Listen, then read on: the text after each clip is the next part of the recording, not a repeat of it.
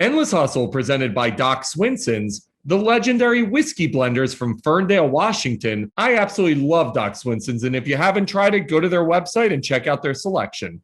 All right, we've got a lights out day on the Endless Hustle as I'm joined by the one, the only, one of the hardest hitting linebackers I've seen during my lifetime, the one and only Sean Merriman. Dude, congratulations. I had no idea that you were an MMA nut, and now you've started this incredible league, Lights Out, to help fighters make it to the big time. How did this all begin for you? You know, it's funny. I started training myself back in 2006. I grew up in Prince George's County, Maryland, and Washington, D.C. area, but boxing was big where I was from, but MMA wasn't. And I get drafted by the Chargers, and this is when, like, in 2005, MMA started to come on. And I remember Jay Glazer, my friend over there at Fox Sports, he said, you know what, let's try to work and see if we can get better with your hand-eye coordination and, you know, using your hands more as an outside linebacker by training MMA. I walked in the gym the very next day I went in, and Jay Glaze on the right, Randy Couture is on the left. So I'm thinking in my head, like, hold on, I'm not sparring. I'm not fighting Randy Couture today. Am I? Like, what's going on? But, you know, I just kind of picked up the sport, man, was grappling every offseason, doing a little bit, you know, more in the stand-up and ground game. And, you know, I just fell into it. And in 2018, we launched Lights Out Extreme Fighting, now on Fubo Sports. So 2006, go back to that era, because that was the explosion of the UFC. Obviously, we now have seen that the UFC has become a major sport all in itself. But in 2006, when you're looking around and you're seeing what's happening with the UFC, and people like Randy Couture are megastars at that point, what are your thoughts about where combat sports was heading? I thought it was, I always felt it was big, right? Because being in Southern California, playing with the Chargers in San Diego, a lot of the guys will come to the games. You know, the Chuck Liddells, the Randy Couture's, Tito Ortiz. Forrest, all the big guys, they would come to the Chargers games all the time. So I was around them a lot. So you felt like the stardom of, you know, that at that time, I mean, Chuck, I don't think there was anybody bigger than Chuck Liddell, you know, name-wise. Chuck can go anywhere, and it was just like crazy. And so I just, you know, fell in love with the sport because I just saw it growing. I knew how big it was going to be. I didn't know that it was going to get to this mainstream, but the truth of the matter is, it's not even as big as it's going to get. It's only going to get bigger from now. So when you first start meeting those guys, I've had Liddell on the show, I've had Glazer on the show, I've had so many of the biggest stars in UFC on the show, and I have such an immense respect for them. As you start meeting these guys, and as you start working out with Glazer and get an appreciation for just how hard what it is these guys and now girls are doing, I mean, how crazy was this all? It was probably the most humbling thing that I've ever done in my life, you know, because you come in there, you know, you're stronger than everybody. I mean, hell, when I went to go grapple with Randy Couture, I probably had him by 60 pounds or close to it. And he was just tossing me around. And for me, that intrigued me because I'm an athlete and I'm competitive. I'm like, what in the hell is he doing right? And what am I doing wrong? So every day I just found myself learning a little bit more, picking a little bit more up, at a better discipline. And there's no day you can go in there that you figured everything out, that you mastered everything. There's not one single day that somebody in there can't kick your ass. And with that part of it, I fell in love with it. What were some of your biggest learnings? So as you're getting started, you mentioned you have a size differential on Randy Couture. You would think, oh man, I'm going to absolutely crush this guy. He's throwing you around. What were some of the biggest learnings that you were discovering as that was happening? A couple of times, you know, even some of the smaller guys that wrestled in college and they, you know, had a jiu-jitsu background, you know, some of these guys were 185 pounds and they would get me on the ground sometimes and I couldn't get up. I mean, that was probably the most, but I just couldn't figure it out. It's probably, you know, 6-7 years ago, but still, it was like, I know I should be able to get up. I'm strong as hell. You know, I got whatever bench press, whatever squat, you should be able to get up, right? But just so many of these guys were so technical sound and been doing it for so long that it just intrigued me more to learn. Like, and after every day, I would, you know, kind of always, I was humbled anyway. But you ask them like, man, what did you do? How did you get me like this? And how do I get up from here once you do this, right? And there's a new wrinkle that you're learning every day. And if that don't fire you up to kind of just want to be around the sport, man, I don't know what's wrong with you. Some of the greats in the sport, people like Conor McGregor, Kamaru Usman, they were able to work their way up through almost, let's call them starter leagues, like the Ultimate Fighter. How important are leagues like that, organizations, things like Lights Out to be able to spotlight fighters who are just coming into the sport who need that light? It's very important. I mean, playing in the NFL for so long, and you realize how big the NFL is, and on this side, it's UFC in this space. They are the mega monster, and a lot of guys, a lot of fighters, men and women, want the opportunity to go and fight there. We know and understand that. We don't really have a problem with that. Of course, we want to be a main league, but let's not kid yourself. I mean, guys are coming to fight to have a better opportunity, and me being a former athlete, I understand that. It's like, hey, guys, why did I leave my 3 years in college? I went pro early. Why did I go pro? So I can make money, right? So you got an opportunity to play on that level, you go play. So what do you think about when you look around the UFC today? We have so many incredible superstars. Obviously, Conor is at the top of the mountain at the moment, but then you have Dustin Poirier, who just got announced for his next fight. What do you think about the stable of fighters right now? Who are some of your favorites? Who are some of the ones you respect the most? Dustin, I mean, for sure, that last fight, even before, Conor hurt his leg or whatnot, he looked really good, man. He looked strong. Usman right now, I think Usman's just on a hot streak. I love Kane, man, and I love him in the heavyweight division. He's a guy that doesn't fight. He doesn't move as big as he looks. I think he's 250 something plus pounds, and he moves like a guy that's 205. Francis, I know he's kind of getting thrown back in the ringer again, right? It's not getting a whole lot of time off. So there's been a little bit of problems with that, man. But I see him training, a lot over here in the gym at Extreme Couture. So, just me, for one, being able to go and train with these guys, because I like to stay in it and stay in shape. And it's a form of discipline for me. I started to see guys, and this is a different kind of space over here. These guys are trained assassins, man. You got to watch out. There's always talk about crossover in sports. The one that's always getting thrown around is, could LeBron actually make it in the NFL? Who in the UFC do you think could translate their skill set to actually play in the NFL? Francis, I think, will be one. If you look at him, see how he's built, he has like the big legs and ass like a football player, right? He's not like a thin hamstring, a thin quad guy. No, he has legs, man. I would line him up at linebacker or like D tackle or DN or something like that, and make him play the hell out of the run. John Jones, I think, would have been a really good DN, and tight end, if he ever decided to come over and cross that space. Obviously, his brothers do. Play. Who else? I feel like Izzy Adesanya could actually. I was going to say Izzy. You can maybe put him at the slot or some kind of wide receiver or something like that. Super athletic.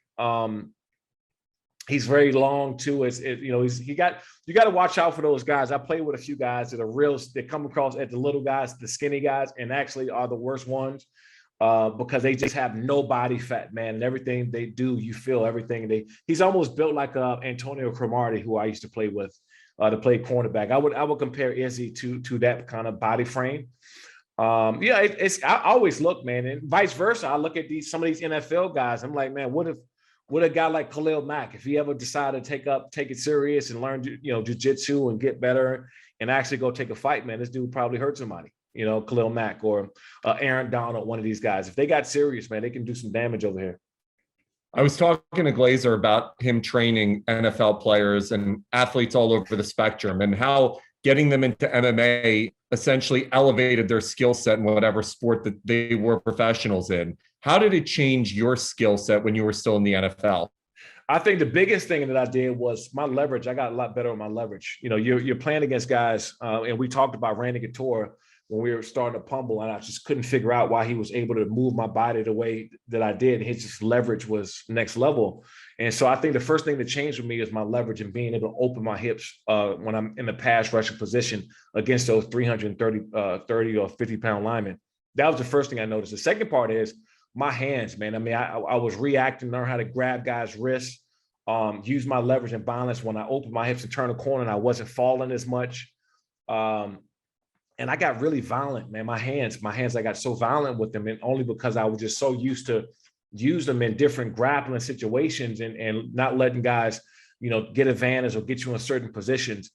And then finally, my endurance. I think my endurance went through the roof because there's nothing like you doing, 3 5-minute rounds or 4 5-minute rounds. If you're nonstop and some guy is on top of you, you got to figure out a way not to panic, not to overexert your energy, and just kind of breathe, man, and breathe on through where you're not panicking so much and being out of breath. So those three things, I think, really elevated my football game big time. Who's your all-time favorite UFC fighter? I would probably say John Jones or Chuck Liddell. John Jones, because to me, he's the greatest MMA fighter ever, regardless of all the other stuff that he's kind of got into. And Chuck Liddell, I think that, and probably because I was out with Chuck at his peak, that because of the mohawk and the way his appearance, like if you seen Chuck Liddell in the room, people were like gravitating, they were running over there because he just had a certain look about him that you can tell no matter which country you were in, no matter where you were at, it was no way of coming and hiding. If you saw Chuck Liddell, like you knew exactly who he was. Those are two pretty solid choices, by the way. Yeah, so no, for sure. I'm friends with a bunch of guys. I know a ton of guys, but like if you take everybody at the peak of their career, and I'm not talking about the Conor McGregors and Khabibs and stuff now, I'm just talking about when you start thinking about who revolutionized the MMA space as far as becoming iconic first. Obviously Conor's there and a couple other guys there now, but first the person to come to my mind is probably Chuck. All right, so they just recently asked Poirier for his Mount Rushmore of MMA UFC fighters. He had GSP, Khabib, Fedor, and John Jones on there. Who's your Mount Rushmore of all-time UFC guys? I would start with John Jones. In any order, or just the four? Any order. Pick your four. Your Mount Rushmore. Yeah, John, four faces on the mountain. I will go John Jones. I will go to GSP is a good one. I can't go Khabib yet. And the only reason is because I don't think Khabib is done. I mean, I know he's saying he's retired, but I don't think he's done. So I don't want to put him up there. I think there are other guys that are pretty much done. I don't know if whatever's going to happen. Who else did he put up there? He put you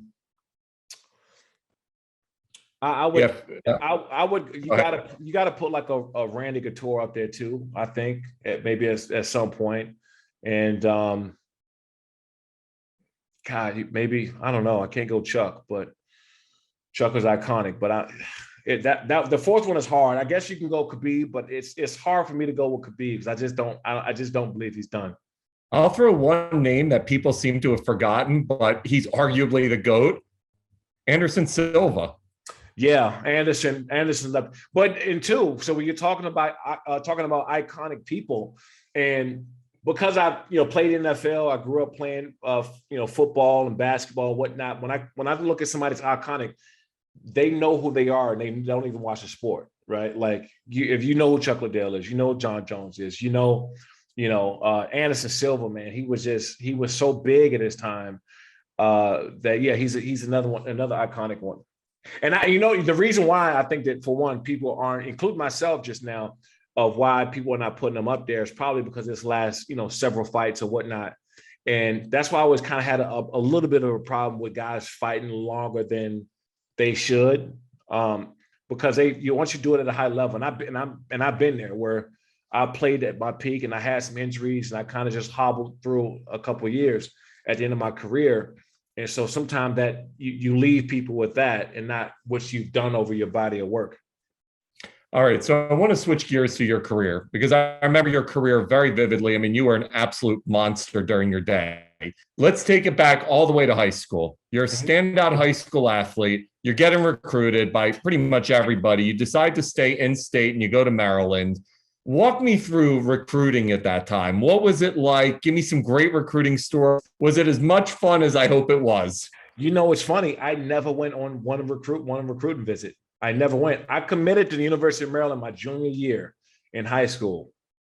And for me, I just knew where I wanted to go.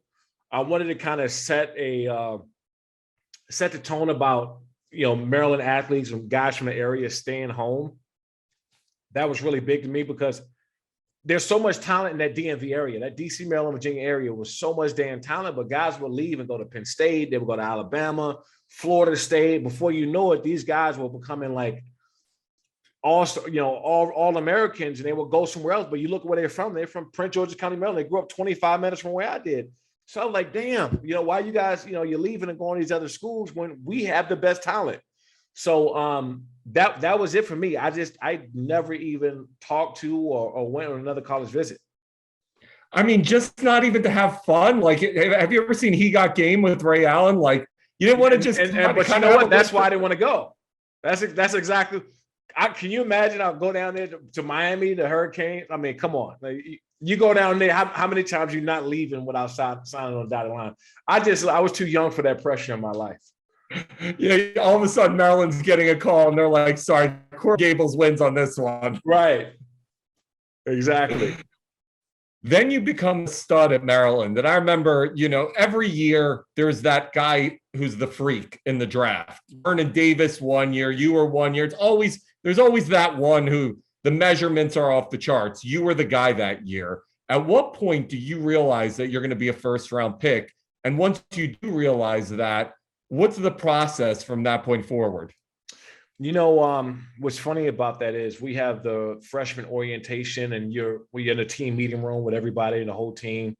And I'm sitting next to DeQuell Jackson. I remember him. He played linebacker there for the Browns and then for the Colts. We played on the same team in college, and they were asking everybody to stand up and introduce themselves. And I literally stood up and basically told everybody I'm leaving. I'm going on the first round. I mean, that was like my first conversation I had with everybody. And of course, I look like a cocky little asshole, but at the end of the day, I believed that. I believed that the first day that I walked on campus, I was going to be a first round draft pick. And not because I thought I was better than anybody.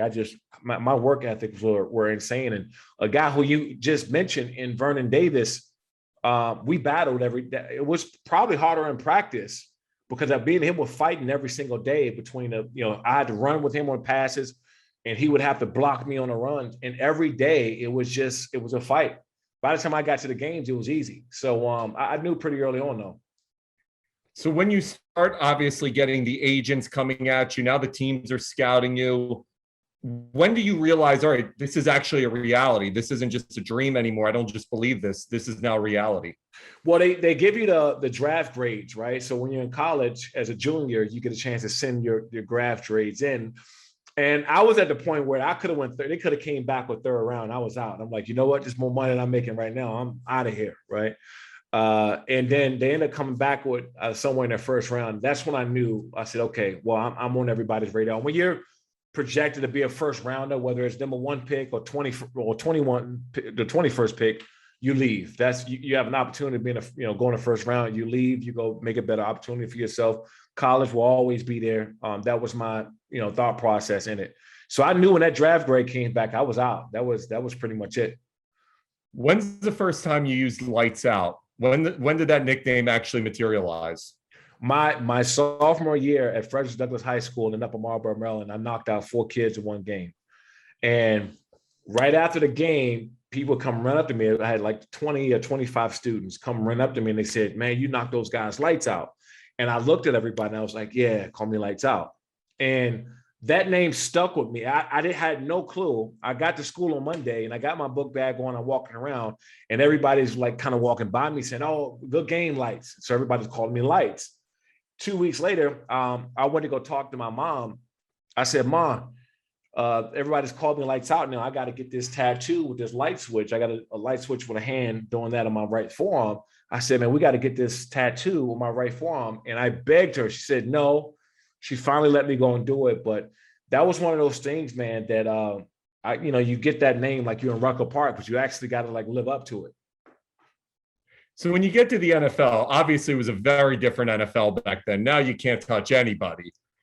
How do you think your game would translate today versus what you were able to do 15 years ago? Oh, I would be playing for free. I mean, those fines that I would get.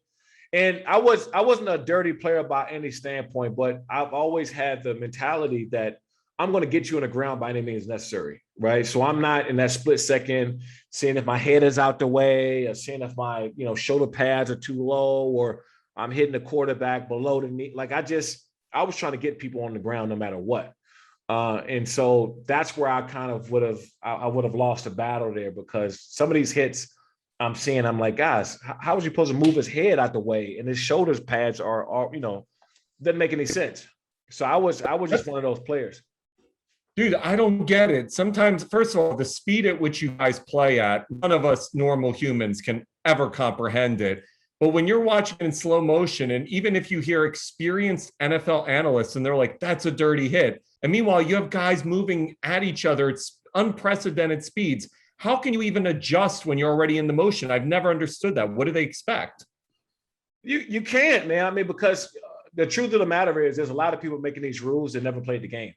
And it's ridiculously hard to play the way that they want you to. Even this new taunting rule is just driving me absolutely insane. Like I don't even comprehend how you can't show emotion in a physical football game. The reason why people love football is because of the emotion of it. It takes a lot for you to run your body into another human being at 20 miles an hour.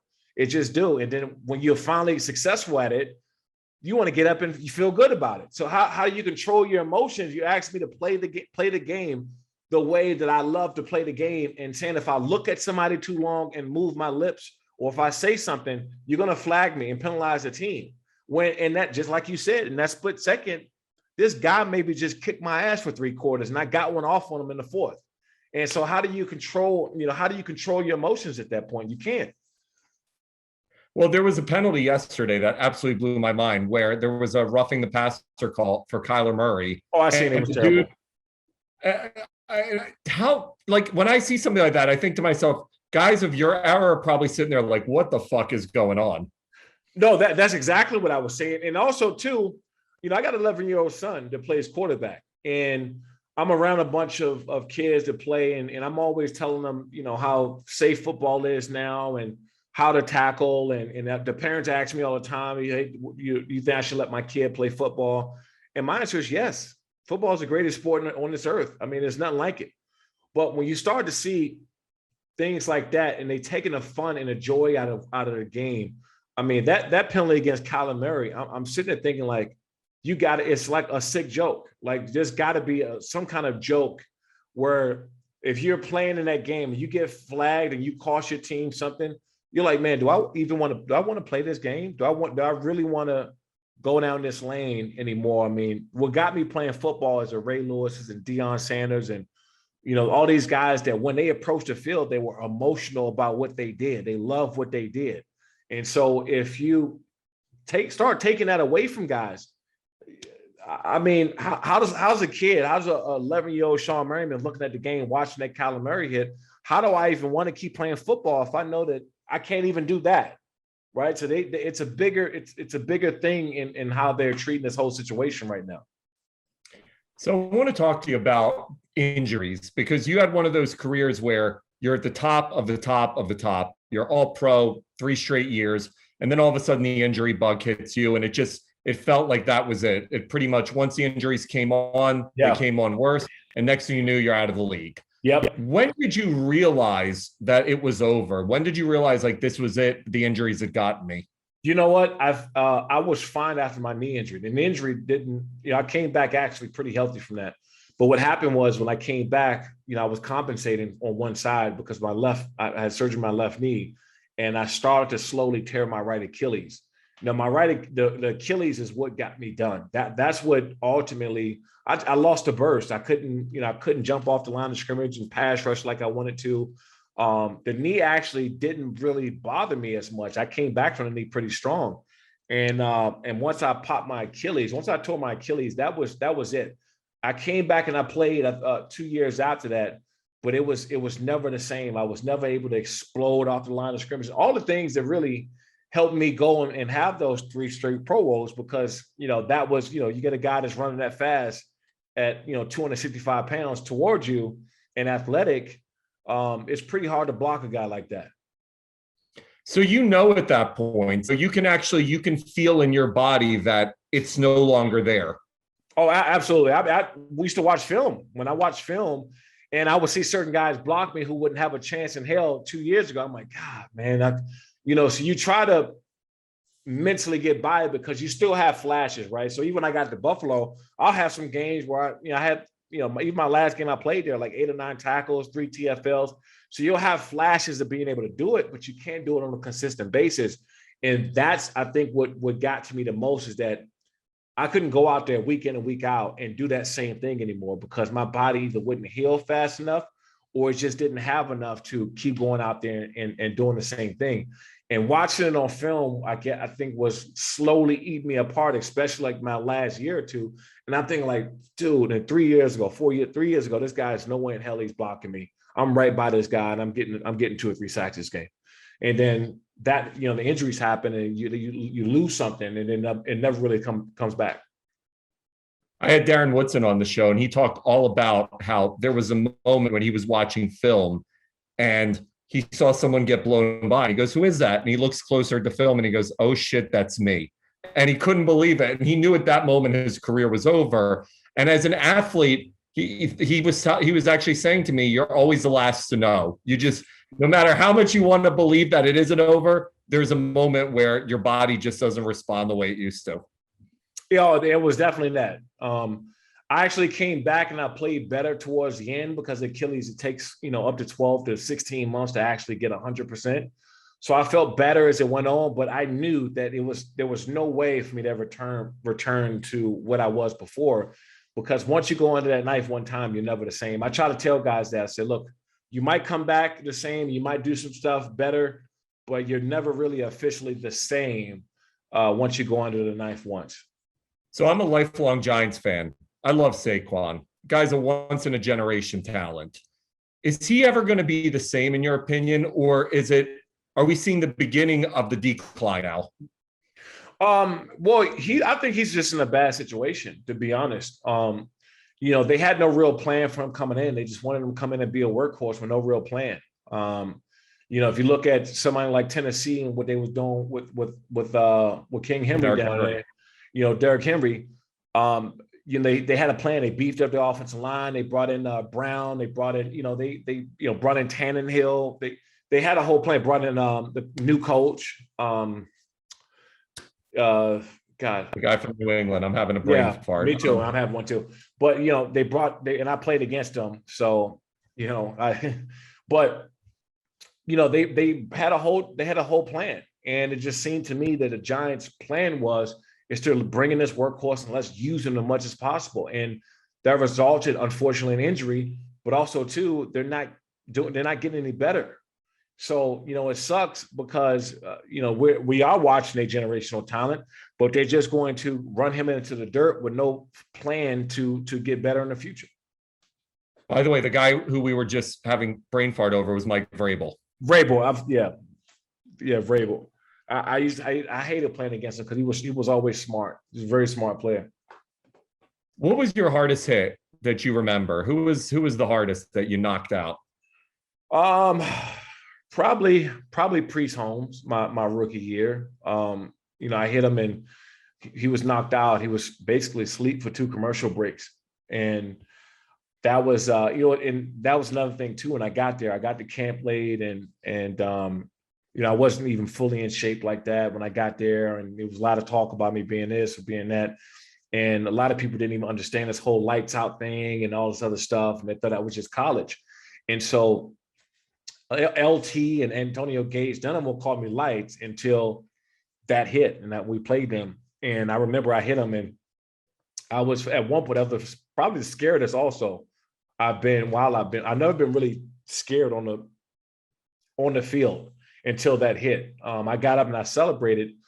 I got to the sideline and Marty Schottenheimer he said, he grabbed me by the face, man, and said, "Great hit, but just remember that his family and friends are watching."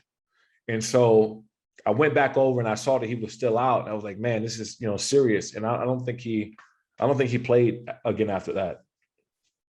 Unbelievable. So that's incredible. I didn't realize. I remember that hit. I didn't realize he was completely out at that point. Yeah, it was completely out for 2 commercial breaks. And at that time, I didn't know how serious it was, but I came over and looked at him, and his eyes kind of like rolled back. So it was pretty scary. Do you know at impact? I mean, do you know when you've clocked somebody like that it's over for them? Yeah. Oh, yeah. It's all spot timing. Also, too, a lot of big concussions or hits happen when people aren't looking, right? A lot of times when you're prepared and you're kind of clinched up for it and you're ready to go and you're kind of ready for impact, a lot of those concussions don't happen. If you see guys hit because they're going across the middle and they don't see a guy coming, or they get hit and don't realize their helmet is going to slap the back of the ground. The back of the helmet is going to hit the ground. And you see a lot of guys get concussed that way. Most of my hits I was prepared for because I was prepared to deliver them. But with that one, when I hit Priest Holmes, it was a really dark, like deep thump sounding hit. And it was right across the top of his head. So I knew at that point it was hard. I didn't know that hard as he was going to be out like that, but I knew it was a pretty bad hit. What happens afterwards? Is it something that you're in contact with him? Do you form a friendship? Like, what happens after something like that between two football players? No, for me, it was part of the job because, I could have been on the receiving end of that too. And if, I wouldn't feel a certain type of way if a guy didn't reach out to me or try to, fix the situation. I'm like, man, this guy was playing within the 60 minutes. He was doing his job. It wasn't a legal hit or anything like that. It's not like I blindsided him like when he was catching the ball, he was defenseless. He was running the football, he was a runner. And that was practically it. But people always ask me all the time, and I don't talk about it as much because they're like that's I obviously got a nickname like Lights Out, but it's not necessarily something you want to brag about a guy not being able to play again. I mean, that's wasn't a great feeling. But at the same time, I was out there doing my job and doing what I was supposed to do. So obviously we're seeing an age with athletes where they are so business savvy, savvier than they've ever been. You have people like Zion and people like Mahomes who are in every commercial on the planet now. When you were coming out, I feel like the era was distinctly different because it was more be an athlete and that's where you have to focus your mind, where now it's be a brand and be an athlete second. So when Lights Out became a big thing and you become a national personality, were you aware of like, I need to trademark this, I need to create merchandise, or was that still not prevalent in the athlete's vocabulary? I did it. I did it in 2005. I bought the naming rights from a company called PJ Salvage out of Irvine. And I knew a long time ago. And, it's funny now because people talk about it. I was 10 years ahead of my time, right? I was just really ahead of it. And back then, I remember an article came out in the Union Tribune, the San Diego newspaper, about me being like Hollywood and not caring about, football. And I'm like, man, this is kind of shitty because nobody worked harder than me. I stay before and after. I'm always constantly working. And you can, if you physically see me, you're like, okay, that's not a dude that just rolled out of bed and just came and said, okay, I'm going to play football today. No, I've worked at it constantly.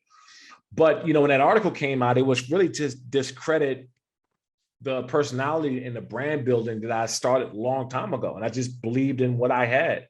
I believed that Lights Out was a nationally known brand with or without Sean Raymond. I just happened to be the face of it. They kind of kick everything off. But, look at what it is now with MMA and clothing line, everything else I have going. And I have had going for over a decade. But at the time, I caught a lot of shit. I mean, it was a lot of shit that I caught from the organization, from people around. And I was like, man, this kind of messed up because, I built this I built this brand, I built this company, and I also performed, when healthy, better than anybody on the field. One thing people don't remember is you were part of the Eli Manning, Phillip Rivers trade. So you could have easily ended up in New York. When you were coming out, was there a prime destination? Was there like the dream place you wanted to end up? No, initially, no, until I flew to San Diego and saw that water and saw the scenery for the first time. And I was like, man, this would be really cool to play here. And I said this before the draft. And at the time, I thought I was going to the Dallas Cowboys. I thought I was going to end up with Dallas instead of with the Chargers because Jerry Jones and Bill Parcells told me they were going to draft me when I went on a visit to Dallas. So I told my family and I told my coaches and everybody else, I said, hey, if I'm around by the 11th pick, I'm going to Dallas, right? Or unless three in Cleveland, which they went with Braylon Edwards, I talked to the 49ers with their number one pick. They went with Alex Smith. So I just knew that if I fell after those couple picks and those teams I did talk to, that I was going to end up with either Dallas or the Chargers. What was that culture like back then? Obviously, now they're the LA Chargers and they're renting space at SoFi, which is gorgeous, by the way. And obviously, you have Herbert now, and I had Eckler on the show recently, and it's great to see what's happening with that franchise. They're on the way up. But what was the culture like back then? Because Eli recently came out and was like, I didn't want to play there. Well, the culture on the field was great. Like, I think now, like we just talked about the athletes being a lot more business savvy and stuff like that. Back then we wasn't in the front office. We control the stuff on the field. It was great because we had so many stars in the team. The players, we actually controlled the team. We ran practices, and coaches didn't have to get on us, whatever, because you knew you were going to hear from LT or Lorenzo Neal or one of the vets. Jamal Williams, with Randall Godfrey, Donnie Edwards. These guys have been around 10 plus years. You knew if you wasn't doing what you're supposed to do, somebody was going to say something to you, and that was our culture there. That we kind of patrolled ourselves, and now. I take example like Aaron Rodgers. He comes and his first day in training camp, he lights the organization up, right? And he comes to that. I mean, he went off. I thought it was one of the greatest rants in the history. I loved it. I absolutely loved it because he called out everybody in the organization. I think that's where it's different now. The money has gotten so big that players want to know what the hell is going on in the front office. Who are you bringing in?